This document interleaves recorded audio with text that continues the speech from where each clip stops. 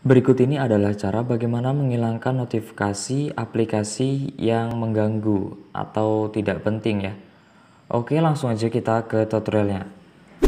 Di sini saya akan contohkan, biasanya mengganggu di HP saya itu adalah aplikasi ini ya. Internet ini, bisa lihat di sini ya. Dan aplikasi-aplikasi lainnya. Oke, di sini caranya untuk menghilangkannya. Yang pertama kalian klik lama aplikasi di sini.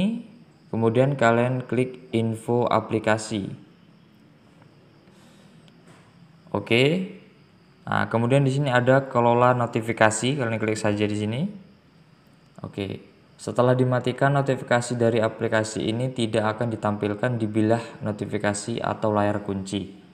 Oke. Kalau udah seperti ini nanti tidak akan muncul lagi ya, guys. Adapun cara kedua, kalian menuju ke pengaturan. Kemudian di pengaturan di sini kalian cari manajemen aplikasi.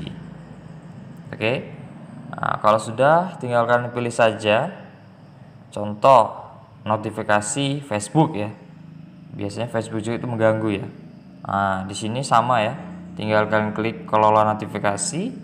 Kemudian di sini sudah mati ya.